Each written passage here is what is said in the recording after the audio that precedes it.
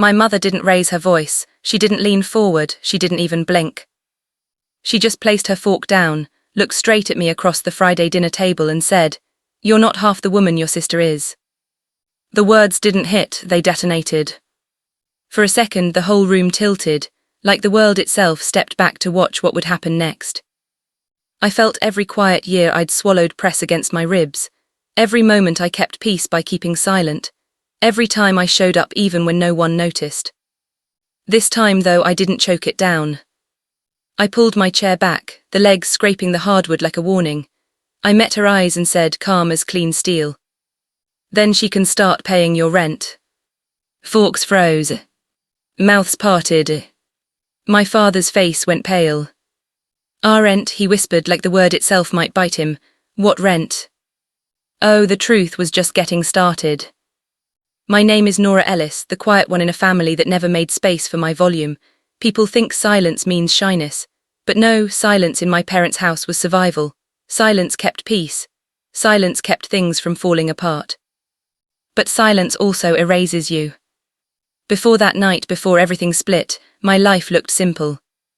I worked as a financial manager at a logistics firm by the Portland Harbor. Numbers, rules, order. I liked it. Numbers don't lie. Numbers don't choose favorites. Every Friday, though, I drove back to my parents' perfect suburban home, the house wrapped in hedges and hidden storms.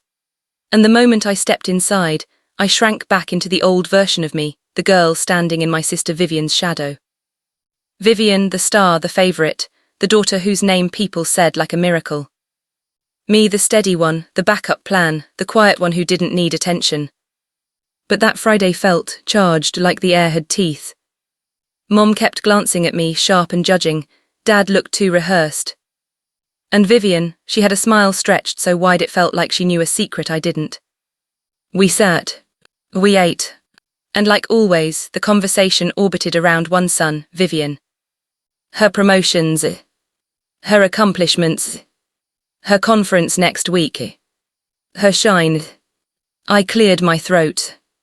I led a major project at work this week. But Mom sliced straight through my sentence. You're doing fine, Nora, but Vivian's work impacts hundreds, it's different. That sting wasn't new, but that night it felt personal, like she meant it to bruise. Dad leaned back proud. Speaking of homes, Vivian helped us with some mortgage paperwork last month. She's been such a blessing. A chill crawled up my spine. A blessing. For mortgage paperwork. I had been paying that mortgage for 3 years, quietly, consistently. Every month. Every time. Because they said, just this once, Nora, and don't tell anyone, and it's only until the situation settles. Now they were handing it to Vivian, the glory, the spotlight, the applause wrapped like a gift. Inside me, something snapped open. And then my mother said the line that sliced the last thread, holding me in place. You're not half the woman your sister is. That was the moment silence finally betrayed me. That was the moment Vishal-style truth spilled out. When I said she could start paying their rent, everything cracked. Dad stuttered. Mom panicked. Vivian blinked so slowly it looked like she was buffering. Mom tried to recover. Nora, don't be dramatic, we never asked you. You did, I interrupted, standing fully now. Every month, every message, every bill. Dad swallowed hard. It's not appropriate to bring this up. What's inappropriate, I said softly, is ear-raising me so you can clap louder for her. Vivian opened her mouth to spin something, but for the first time I didn't shrink, didn't sway, didn't soften. I left the table, grabbed my coat and walked out. The cold air didn't hurt. It healed her. That night I cancelled the automatic payment. My finger hovered only a second before clicking yes. The silence from my parents in the following weeks.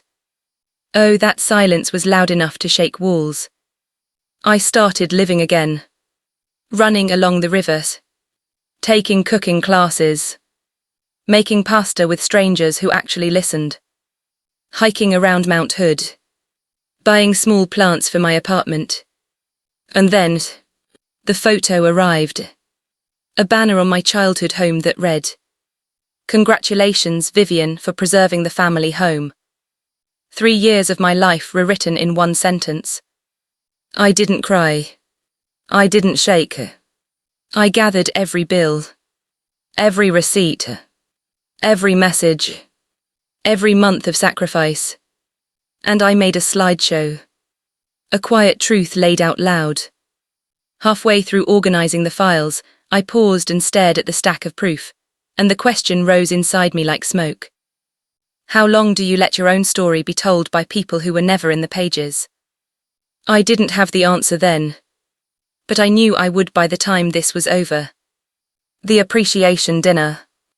A month later, I walked into a glowing restaurant in Seattle, a place meant to celebrate Vivian as the anchor of the family. Dad took the mic. The slideshow began. Vivian on the porch. Vivian with papers. Vivian saving a home she didn't even pay $1 for. Then the screen glitched and my version loaded. Bar charts. Dates. Payments. 3 years of truth. Every gasp in the room felt like a lifetime overdue. I stepped forward. If the truth makes anyone uncomfortable tonight, I said, that's not my burden anymore. My father begged to take it outside. No, I said, if you wanted this story to be public, then let all of it be public. My mother trembled. Vivian crumbled. Whispers spread like wildfire. And I walked out not triumphant but free. 2 days later, a knock on my door. My parents standing small. Fragile. Human for the first time. My mother's voice cracked. Nora, we're sorry. My father added, we want your name on the house, you earned it. I looked around my apartment, my plants, my books, my peace. I don't need the house, I said gently. What I needed was respect, honesty, a voice. I have those now. They nodded, broken, understanding more than words could say. And when they left, my home felt brighter. Like I'd finally stepped into a life I wasn't afraid to claim. I stood on my balcony, the Seattle skyline shimmering below, and I realized. Silence never protected me. It erased me. And choosing myself didn't break the family. It broke the lie. Maybe that's where real stories begin, in the moment you stop disappearing. Tell me something. Have you ever reached that point where staying quiet finally felt heavier than speaking the truth? And if this chapter hit you somewhere deep, subscribe. More stories are coming, stories about rising, reclaiming, and rewriting who you get to be.